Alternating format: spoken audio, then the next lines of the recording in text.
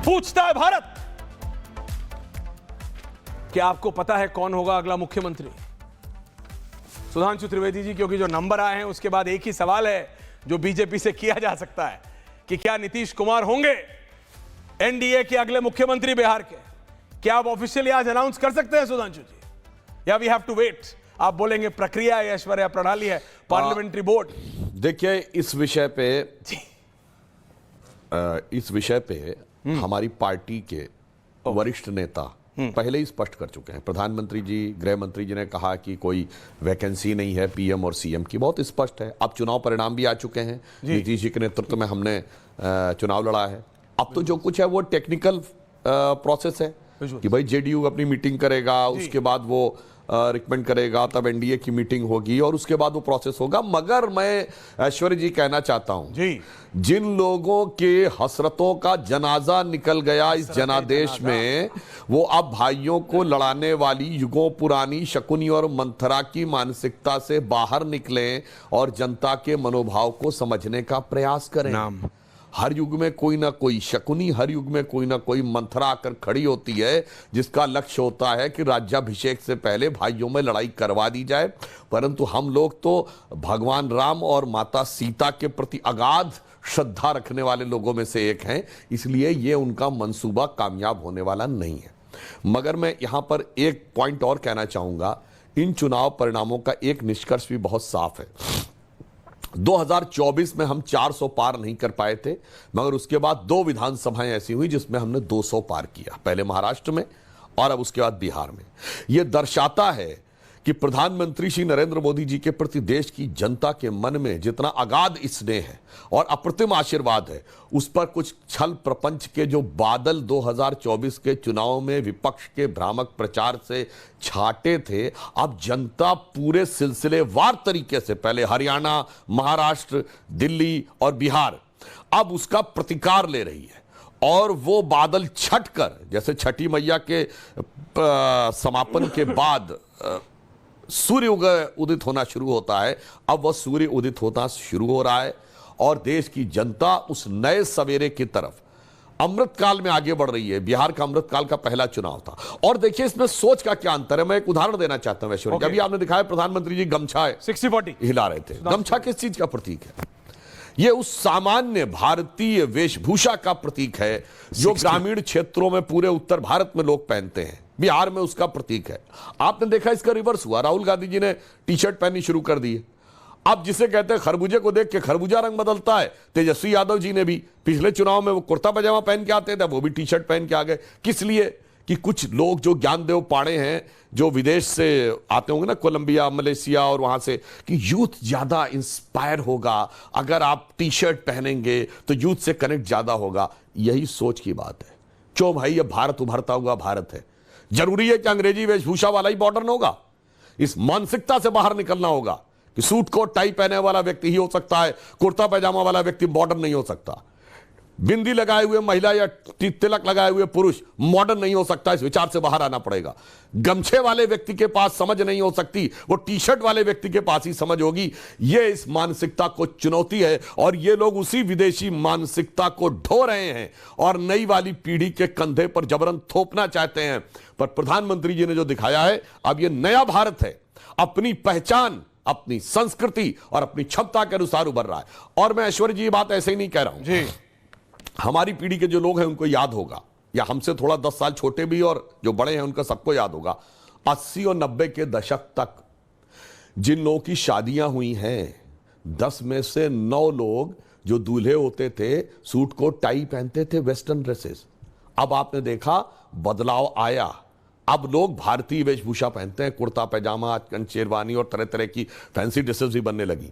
अर्थात अब ये एक बदलाव आया, थोड़ा कॉन्फिडेंस आया और अब आप देखेंगे सामान्य जीवन में भी बदलाव आएगा। ये गमछा उसका प्रतीक है और आप ले जाना चाहते हैं उस दिशा में। और फिर ये वही पुरानी गुलामी की मानसिकता में ले जाना चाहते थे। कास्ट डिवाइड क्रिएट करो, फिर खतरनाक कम्युनल पॉलिटिक्स करो, फिर दोनों का गठजोड़ करो, फिर कुछ विदेशों के सोर्सेस के माध्यम से बयान दिलवाओ और घर बैठे हो सकता है अपने आप काम हो जाए। मैं पूछना चाहता हूं ईमानदारी से कांग्रेस पार्टी से, देखिए हमारे सांसदों का शिविर हुआ था कुछ दिन पहले, 2 दिन का, आपको याद है वो विजुअल था कि प्रधानमंत्री जी पीछे की बेंच पे बैठे थे जी। और प्रधानमंत्री जी ने उसमें स्पीच नहीं दी, बड़े नेताओं ने नहीं दिए, सांसदों से कहा गया, युवा सांसदों से कहा गया आप बोलिए, उसके बाद अलग अलग ग्रुप में बात करें। ऐसा कोई सम्मेलन किया क्या कांग्रेस ने कभी? मोदी जी के जन्मदिन से लेके 2 अक्टूबर तक, गांधी जयंती तक सेवा पखवाड़ा हुआ, जगह जगह कार्यक्रम हुए। ऐसे कार्यक्रम करते आपने देखा कांग्रेस के लोगों को?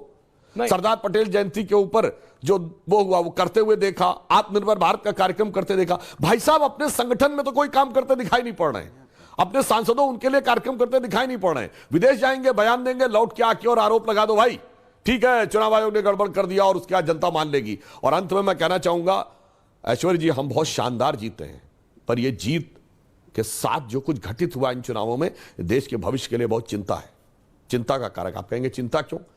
अरे राजनीति की सीमा तक जाएगी, प्रधानमंत्री जी की माता जी को शुद्ध वाली गाली दी जाएगी और उसका भी बचाव किया जाएगा। ये किस लेवल पे राजनीति आ गई? दूसरा उदाहरण देना चाहता हूं, तो विपक्ष को इस ढंग का झूठ बोला जाएगा कि हर घर में एक सरकारी नौकरी होगी। हाँ, मतलब झूठ बोलने के सारे रिकॉर्ड पार कर दिए जाएंगे, मूर्ख बनाने की सारी इंतहा पार कर दी जाएगी। उसके बाद आप सोचिए जातिगत राजनीति को सेटिस्फाई करने के लिए सेना में जाति का मुद्दा उठाया जाएगा।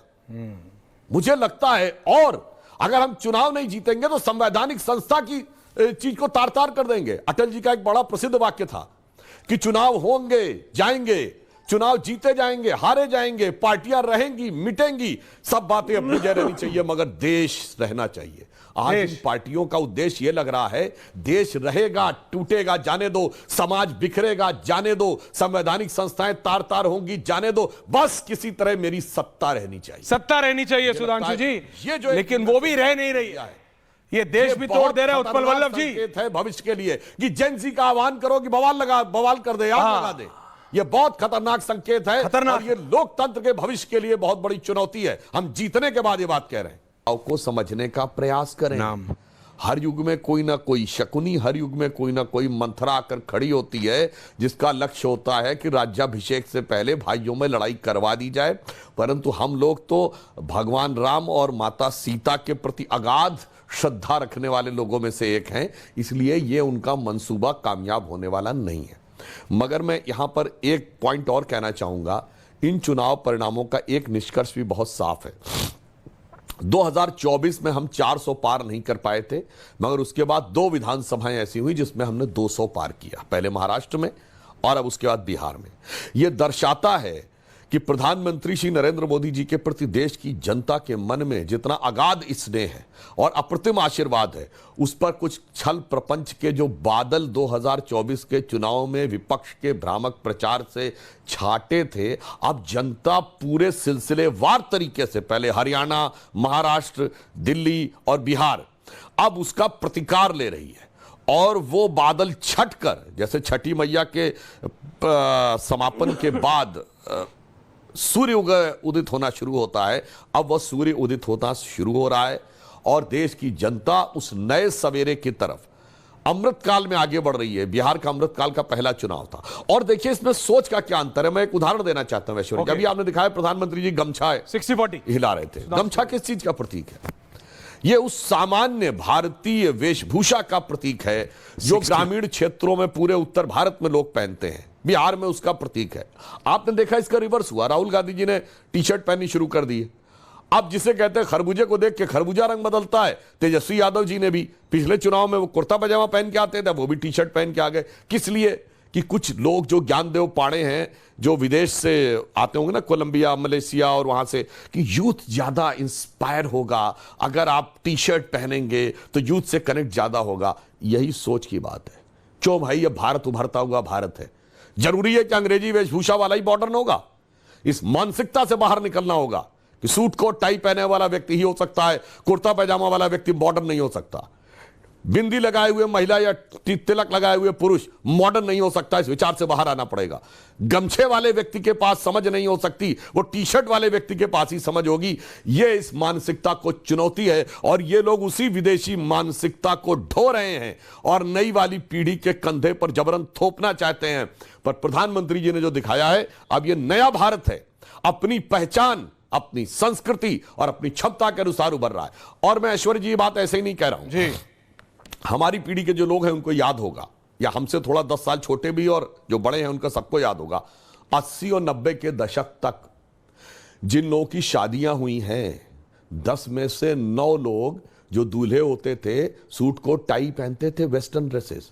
अब आपने देखा बदलाव आया, अब लोग भारतीय वेशभूषा पहनते हैं, कुर्ता पैजामा, शेरवानी और तरह तरह की फैंसी ड्रेसेस भी बनने लगी।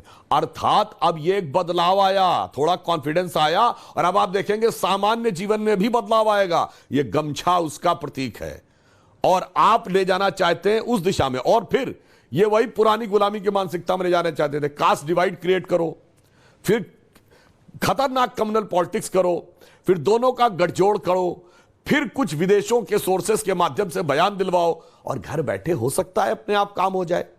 मैं पूछना चाहता हूं ईमानदारी से कांग्रेस पार्टी से, देखिए हमारे सांसदों का शिविर हुआ था कुछ दिन पहले, 2 दिन का, आपको याद है वो विजुअल था कि प्रधानमंत्री जी पीछे की बेंच पे बैठे थे जी, और प्रधानमंत्री जी ने उसमें स्पीच नहीं दी, बड़े नेताओं ने नहीं दिए, सांसदों से कहा गया, युवा सांसदों से कहा गया आप बोलिए, उसके बाद अलग अलग ग्रुप से बात करें। ऐसा कोई सम्मेलन किया क्या कांग्रेस ने कभी? मोदी जी के जन्मदिन से लेके 2 अक्टूबर तक, गांधी जयंती तक सेवा पखवाड़ा हुआ, जगह जगह कार्यक्रम हुए। ऐसे कार्यक्रम करते आपने देखा कांग्रेस के लोगों को? सरदार पटेल जयंती के ऊपर जो वो हुआ वो करते हुए देखा, आत्मनिर्भर भारत का कार्यक्रम करते देखा। भाई साहब अपने संगठन में तो कोई काम करते दिखाई नहीं पड़ रहे हैं, अपने सांसदों उनके लिए कार्यक्रम करते दिखाई नहीं पड़ रहे हैं। विदेश जाएंगे, बयान देंगे, लौट के आके और आरोप लगा दो भाई ठीक है चुनाव आयोग ने गड़बड़ कर दिया और उसके बाद जनता मान लेगी। और अंत में मैं कहना चाहूंगा ऐश्वर्य जी, हम बहुत शानदार जीते हैं, पर यह जीत के साथ जो कुछ घटित हुआ इन चुनावों में देश के भविष्य के लिए बहुत चिंता है, चिंता का कारक। आप कहेंगे चिंता क्यों? अरे राजनीति की सीमा तक जाएगी, प्रधानमंत्री जी की माता जी को शुद्ध वाली गाली दी जाएगी और उसका भी बचाव किया जाएगा। ये किस लेवल पे राजनीति आ गई? दूसरा उदाहरण देना चाहता हूं, तो विपक्ष को इस ढंग का झूठ बोला जाएगा कि हर घर में एक सरकारी नौकरी होगी। हाँ, वो तो झूठ बोलने के सारे रिकॉर्ड पार कर दिए जाएंगे, मूर्ख बनाने की सारी इंतहा पार कर दी जाएगी। उसके बाद आप सोचिए, जातिगत राजनीति को सेटिस्फाई करने के लिए सेना में जाति का मुद्दा उठाया जाएगा। मुझे लगता है, और अगर हम चुनाव नहीं जीतेंगे तो संवैधानिक संस्था की चीज को तार तार कर देंगे। अटल जी का एक बड़ा प्रसिद्ध वाक्य था कि चुनाव होंगे जाएंगे, चुनाव जीते जाएंगे हारे जाएंगे, पार्टियां रहेंगी मिटेंगी, सब बातें अपनी जगह रहनी चाहिए, मगर देश रहना चाहिए। आज इन पार्टियों का उद्देश्य यह लग रहा है, देश रहेगा टूटेगा जाने दो, समाज बिखरेगा जाने दो, संवैधानिक संस्थाएं तार तार होंगी जाने दो, बस किसी तरह मेरी सत्ता रहनी चाहिए। सत्ता रहनी चाहिए सुधांशु जी, ये जो लेकिन वो भी रह नहीं रही है। ये देश भी तोड़ दे रहे हैं उत्पल वल्लभ जी। है भविष्य के लिए कि जेंजी का आह्वान करो कि बवाल कर दे, आग लगा दे, ये बहुत खतरनाक संकेत है। और ये लोकतंत्र के भविष्य के लिए बहुत बड़ी चुनौती है। हम जीतने के बाद ये बात कह रहे हैं।